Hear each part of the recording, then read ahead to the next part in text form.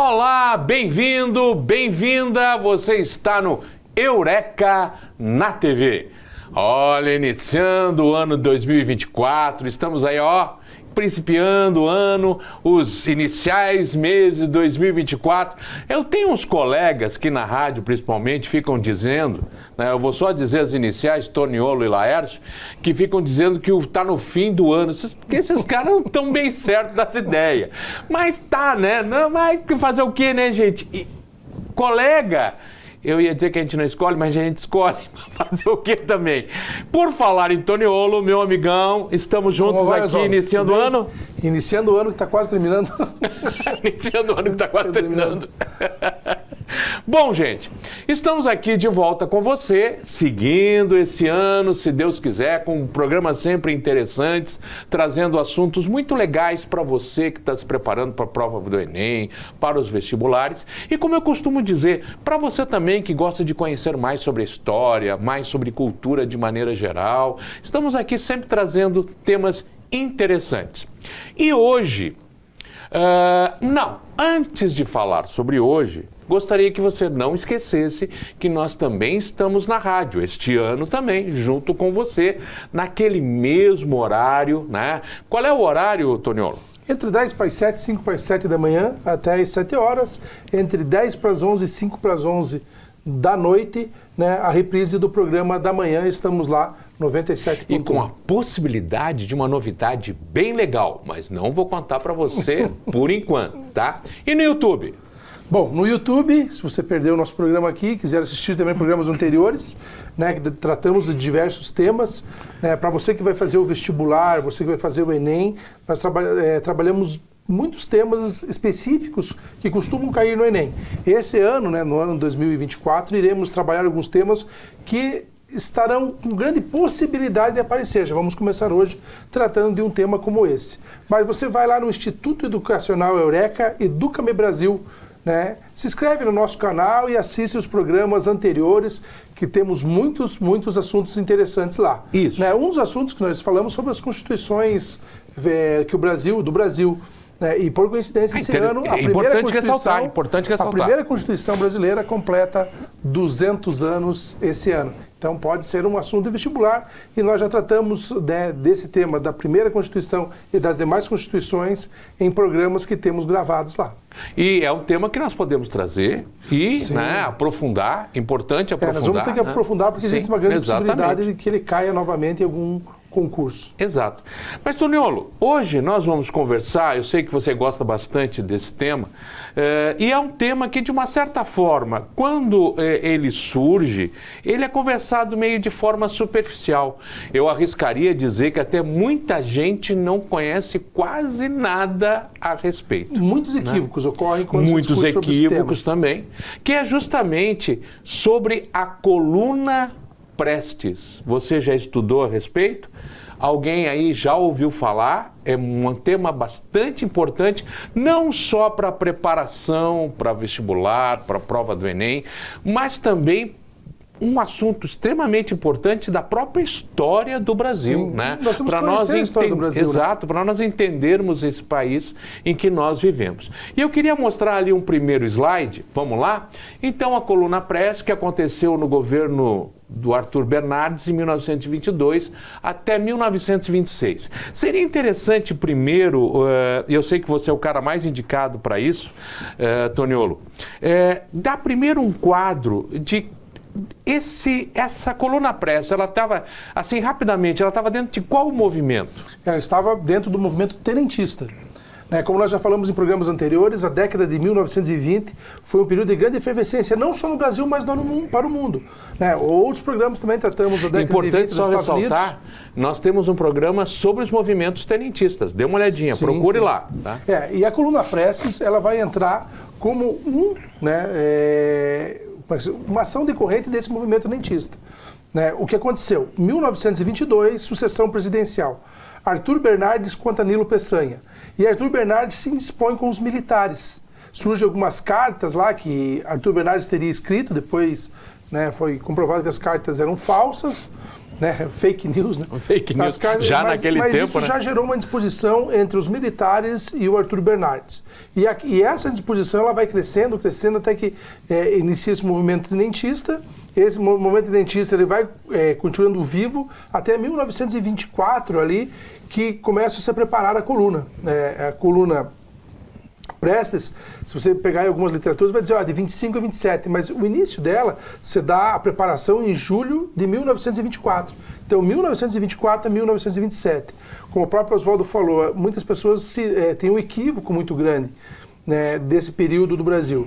Eles dizem, essa é uma coluna comunista porque foi coordenada pelo maior comunista da história do Brasil, o maior revolucionário da história do Brasil. Nada a ver, como diz o outro, né? Não tinha nada a ver. Luiz Carlos Prestes ele nem era comunista, ele só se torna comunista depois das leituras que ele faz de todas as teorias do proletariado.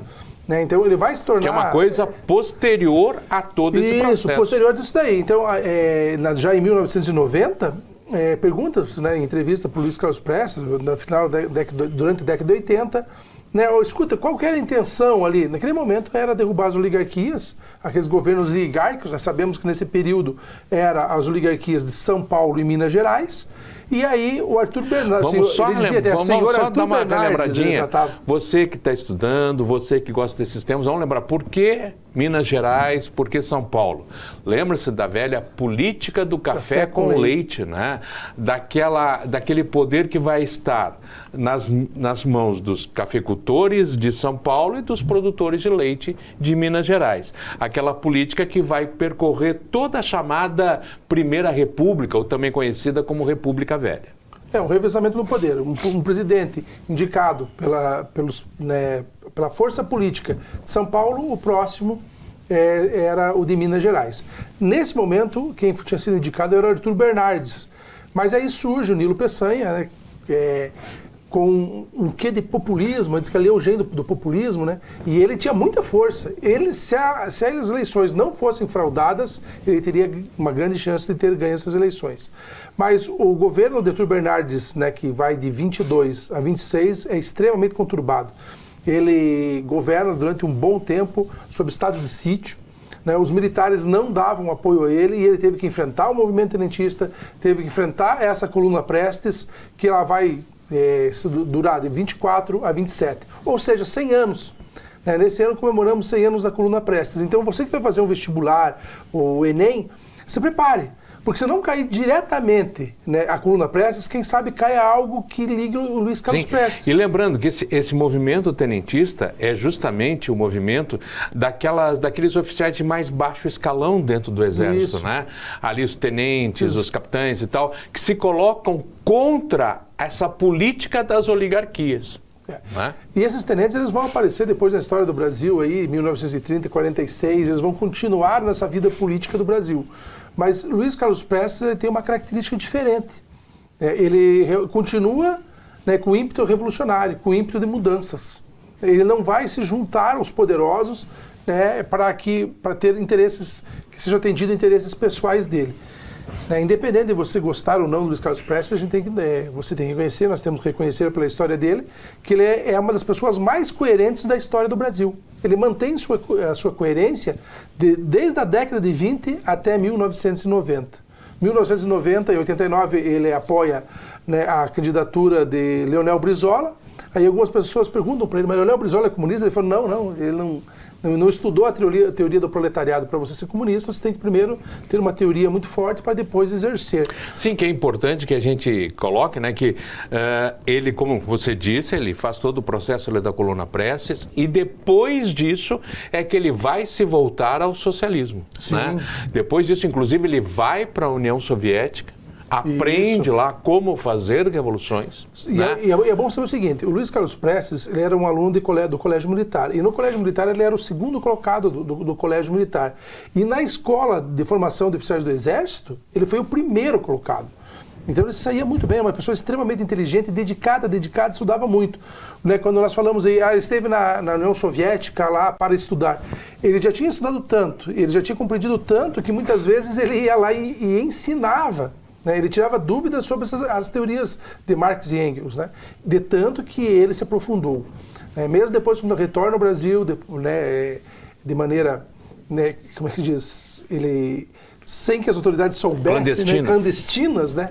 Aqui ele continuava estudando 8, 9 horas por dia, se dedicando muito, mas a coluna Prestes, não confundam, é importante isso que você colocou, importante isso que você colocou, porque nós temos que entender, né? Independente de concordarmos ou não com as ideias dele, a gente tem que entender o que foi a vida dele, né? E ao que ele se dedicou, a coerência do que ele se dedicou. Podemos ou não concordar, isso é independente da ideia, da compreensão e do estudo a respeito.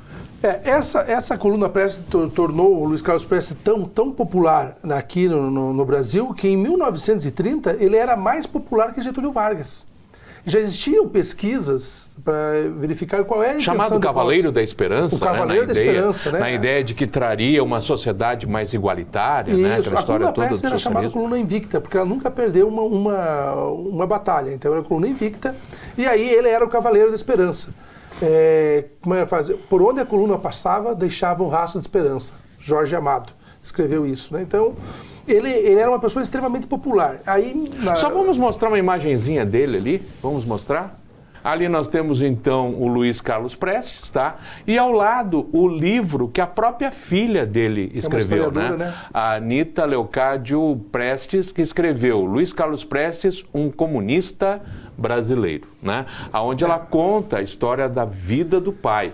História da Anita, que também é extremamente interessante, né? Sim. Porque no final das contas ela nasce nos campos de concentração e extermínio da Alemanha, porque a mãe dela, a Olga, foi a mulher que veio para cá com Luiz Carlos Prestes, ela veio meio como guarda-costas dele. Nossa. Os dois acabam se apaixonando e tal, e quando ele é preso no período de Getúlio, ele é preso e ela é deportada de volta para a Europa, né?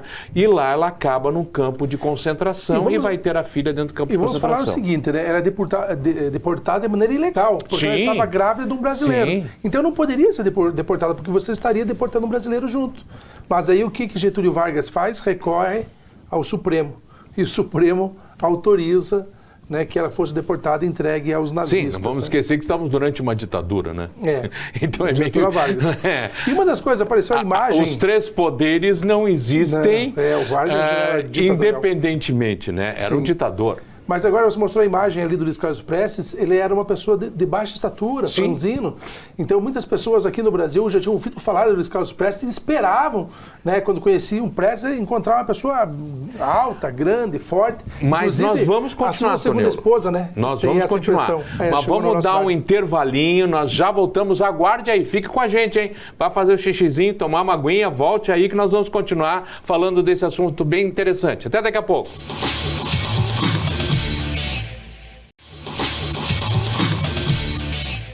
E estamos de volta, viu? Não demoramos muito. Tomou a sua aguinha? Beleza, isso. Agora senta aí, se acomode no seu sofá, na sua poltrona e continue nos acompanhando aqui no Eureka na TV. E nós estamos falando sobre um tema, se você está chegando agora, nós estamos falando sobre um tema muito interessante e pouco conhecido da história do Brasil, que é justamente a chamada coluna Prestes. Estamos desenvolvendo aqui esse tema, depois dê uma olhadinha no primeiro bloco, lá no YouTube você encontra o programa para você assistir inteirinho, certo?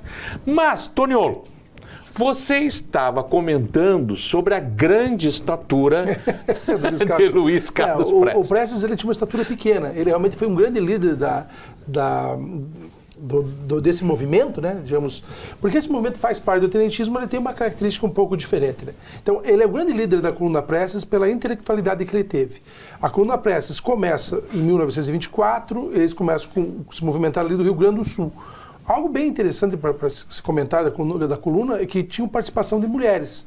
No entanto, quando eles saíram do Rio Grande do Sul, a ordem do Luiz Carlos Prestes era não levar as mulheres. Ele dizia, essas mulheres vão atrapalhar aí a coluna, nós vamos fazer uma grande caminhada. Como nós estávamos comentando aqui antes de entrar no ar, estávamos conversando em off, né, batendo papo, ele era um homem do seu tempo, como você mesmo comentou, né? Quer dizer, havia toda uma visão, e até hoje nós temos, né, em relação à mulher, o machismo machismo está aí presente e difícil de acabar, meu Deus do céu. A mulher não votava nessa época. Sim, a mulher não votava. E claro que toda essa coisa machista que nós temos hoje, lamentavelmente, era muito maior naquela época. Sim. E Luiz Carlos Prestes era um homem do seu tempo, né? Ele vivia as concepções, os entendimentos do seu tempo. Apesar dele ter sido criado uma família matriarcal, né, a grande personalidade, né, digamos, da vida de Luiz Carlos Prestes é sua mãe. Né? A sua mãe que o educou, que o preparou para a vida. Mas a sociedade ditava de outra forma o entendimento. De sua morte.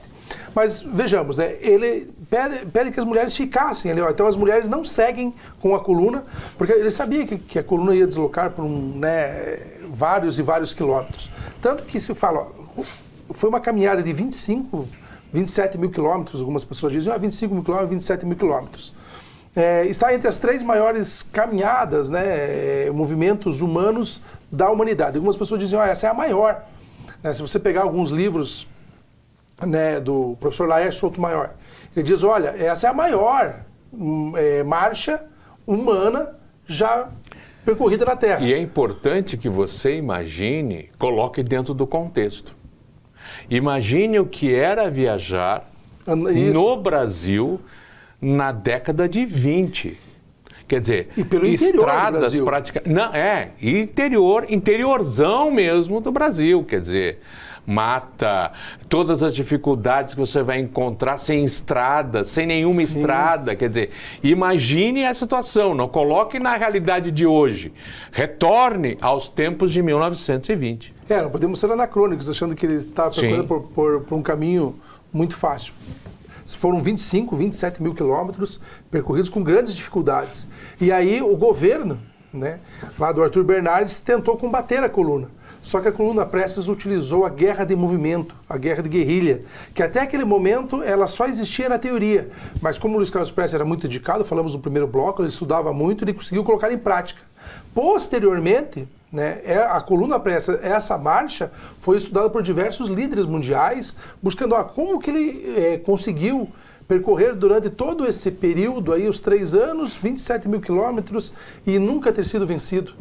Mesmo pelas forças do governo estarem empenhadas para derrotarem a coluna. E a coluna saiu passando invicta. Trabalho com doenças, com todo tipo de fome, todo tipo de dificuldade. E aí das doenças que o Luiz Carlos Prestes reconhece lá na década de 80, a grande falha dele e o preconceito que ele teve em não querer levar as mulheres. Porque o que aconteceu? Ele sai do Rio Grande do Sul, quando ele está caminhando em direção ao Paraná, de repente as mulheres já saíram na frente e aguardaram a coluna um pouco mais à frente e se juntaram à coluna. Como não tinha como mandar que elas voltassem sozinhas, contra a vontade do Prestes, elas acompanharam, e aí Luiz Carlos Prestes disse, olha, elas ajudaram muito, foram essenciais para o sucesso da coluna. Isso ele já reconhece logo em seguida, né, essa importância da mulher. Então a coluna Prestes, ela tem várias características bem interessantes. Essa guerra do movimento, a participação das mulheres, a liderança militar, a oposição a essas oligarquias que existiam no Brasil, ela tem toda essa característica do tenentismo, e isso vai dando essa popularidade para o Luiz Carlos Prestes. E o nome Coluna Prestes vem mais da fama que o Prestes tinha, né, do que efetivamente ele ser o único e grande líder. O Miguel Costa, na verdade, quem sabe seria o grande idealizador. Né? Ele sairia ali de São Paulo e o Luiz Carlos Prestes sairia do Rio Grande do Sul e se encontrariam no Paraná. Se encontrando no Paraná, que fechariam e daí início a coluna. Por isso que muitas vezes você vai pegar algumas literaturas e vai dizer que a coluna Prestes foi de 25 a 27. Porque foi 25 que a coluna se forma, porque se unem, né, as forças de São Paulo e as forças vindo do Rio Grande do Sul para iniciarem a coluna. Mas quando você sai do Rio Grande do Sul encaminhada, já é a coluna Prestes ali, tem todas essas características. Então o Miguel Costa, realmente ele foi um grande idealizador, mas o líder Prestes aflorou durante esse período, principalmente pela intelectualidade, ele conseguindo tirar da parte da teoria, tirar do papel aquilo que ele estudou e colocar na prática. Então isso é muito importante na coluna Prestes, é uma coisa que a gente vê assim, o quanto a intelectualidade do Prestes foi importante para que ele aflorasse como grande líder, e aí ele vai se destacar, tanto que pode ver que ele vai chegar em 1930, comentamos no bloco anterior, eram feitas pesquisas eleitorais, e aí se colocava, né, vejam só, em 1900, em 30, na Aliança Liberal, o Getúlio Vargas vai concorrer contra Júlio Prestes. Tem que se cuidar um pouco disso. Sim. Você que vai fazer Enem, tomar muito cuidado. Não vá confundir Júlio Prestes com Luiz Carlos Prestes. Júlio Prestes representava a oligarquia de São Paulo e concorria contra Getúlio Vargas, que tinha formado a Aliança Liberal. Né? E existiam pesquisas para ver qual era a intenção de voto, qual era o mais popular. Getúlio Vargas era o mais popular. Mas como existiam fraudes eleitorais, é claro que Júlio Prestes foi eleito. Mas existiu, né, nesse período, uma pesquisa que colocaram o nome de Luiz Carlos Prestes como um dos candidatos. E Luiz Carlos Prestes pegaria mais votos que Getúlio Vargas. E aí você vai dizer, mas isso era uma ilusão. Não é uma ilusão, porque em 1946, Luiz Carlos Prestes é candidato ao Senado. Concorrendo também com Getúlio Vargas, que é outro candidato ao Senado. Mas Luiz Carlos Prestes é o mais votado. E aí, só que tem um mandato muito curtinho. Sim, em 46, e depois que ele vai à União Soviética, retorna e tal, né? Aí, lógico, dentro das concepções dele, que eu volto a dizer, podemos concordar, podemos não concordar, depende da sua linha de pensamento, tá? Ele vai se propor realmente a tentar fazer aquilo que era o entendimento para levar a uma sociedade mais justa e mais igualitária dentro do pensamento socialista, que é a revolução, né? Promover a revolução. E daí, claro, dentro de um país capitalista e tudo mais, ele volta e meia vai ser preso ao longo do caminho, né? Até eu costumo brincar, às vezes, dando aula, dizendo que, temos que prender alguém. Alguém? Opa, quem? O Prestes. Busca o Prestes. Ele volta e meia estava preso, né? Ele chega o Partido Comunista, né? Ele é, inclusive, o primeiro secretário, né? O primeiro secretário do Partido Internacional Comunista. Né? É o primeiro secretário, depois ele é o líder do Partido Comunista aqui, que volta e meia estará na ilegalidade, mais tempo na ilegalidade, mas levando as ideias do que ele imaginava que seria traria uma sociedade mais justa e mais igualitária. E ele lá na década de 80 e 89, ele vai romper com o Partido Comunista. Sim, também tem isso. Ele vê que o partido vai perdendo ali aqueles objetivos que ele havia traçado. Tanto que existia o candidato, que era o Roberto Freire, né, que era o candidato do PCB, e ele vai em apoio a Leonel Brizola, né, mesmo Leonel Brizola não sendo um comunista. Então ele vai romper com o partido, mas por quê? Porque ele tinha essa ideologia dele. Então ele vai, durante a história da vida dele, percorrer isso. Mas, torno a dizer, a coluna Prestes não tem esse vínculo socialista. Ele tem um vínculo, digamos, mais social, mas de revolta contra o governo Arthur Bernardes e contra as oligarquias de São Paulo e Minas Gerais. Então, essa é a primeira característica aí do Luiz Carlos Prestes. E é importante que a gente traga uma coisa, né, que eu acho que é fundamental nesse momento. Nós estamos falando de socialismo, comunismo, por causa do Prestes e tal. Sempre lembrar, né, que socialismo é uma coisa, comunismo é outra, tá? Até uma grande besteira que as pessoas dizem na rua e que, por favor, não cometa você mais esse erro, né? Que perigo de uma ditadura comunista. Ditadura comunista é literalmente impossível. Aí você perguntaria para mim, porque você acha impossível de acontecer? Não. É porque é impossível mesmo. Porque o comunismo, ele é marcado pela ausência do Estado. E a ditadura é um Estado forte, que é uma ditadura, correto? Então, como é que eu posso ter um Estado forte onde não existe o Estado? Porque o comunismo é a ausência do Estado.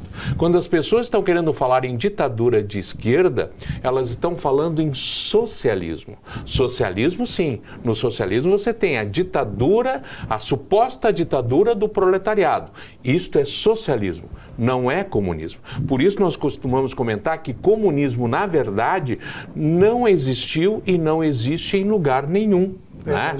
É uma utopia. O que você tem é socialismo, não o comunismo. Então, por favor, não seja você aquele que continua a levar adiante esse erro. Ditadura comunista é impossível. E eu comento sempre com meus alunos que eles atentem bastante também para o conceito de anarquismo. Também. Né? Porque o que acontece? Anarquismo parece bagunça. Não, o que é anarquismo? Né? Você que está nos assistindo agora, o que é anarquismo? O cara já pensa bagunça. Não.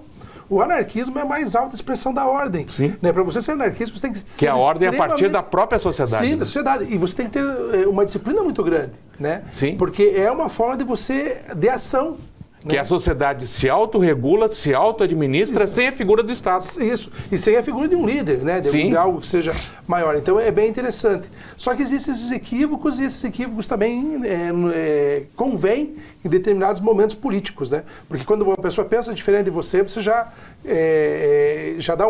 rotula aquela pessoa a partir de um rótulo que nem mesmo você conhece, mas é que é o hábito, e aí esse tipo de coisa tem acontecido muito em nosso país. E essas diferenciações de entendimento são muito importantes. Por exemplo, colocar socialistas, marxistas e anarquistas no mesmo balaio de gato. Não, eles são até opostos. Os anarquistas, eles criticam o socialismo marxista. Justamente, o anarquismo saiu de uma dissidência, digamos assim, do socialismo marxista. Porque o Marx ele vai fazer uma articulação para expulsar o Bakunin e a ala anarquista, né, da Internacional Comunista. Exatamente, quer dizer, são ideias diferentes que a gente não pode misturar tudo no mesmo balaio de gato. Por favor, não faça você também esse erro que vem um monte de gente. Às vezes chega a doer no ouvido da gente, né? Ditadura comunista. Não é possível. Que convém, né? Que convém a pessoa. Exatamente, quer dizer, não dá. Fechamos? Fechamos. Né? Então, deixar aqui para os nossos telespectadores, né? Leiam sobre a coluna Prestes, estudem. Você que vai fazer vestibular, não deixe de dar uma olhadinha. É claro que aqui a gente falou muito sobre o contexto que envolvia a coluna Prestes. Tem alguns detalhes, mas você não precisa também estudar e profundamente ali os detalhes da coluna, das batalhas, por onde ele percorreu. Tem um detalhe interessante, só para encerrar aqui, né? O Luiz Carlos Prestes acreditava tanto que a coluna seria vitoriosa, que ele chegava em alguns locais, as pessoas davam comida e ele fazia um valezinho, tipo assim, olha, na hora que nós saímos vitoriosos, a gente retorna aqui para pagar essa colaboração. Essa colaboração. Então ele era extremamente honesto. Beleza. Então, fechamos essa? Fechamos. Beleza. Até um próximo programa, gente. Esteja aí sempre conosco, hein? Sempre à tarde na TV Educativa. Sempre conosco. Um abraço, até lá. Tchau, tchau.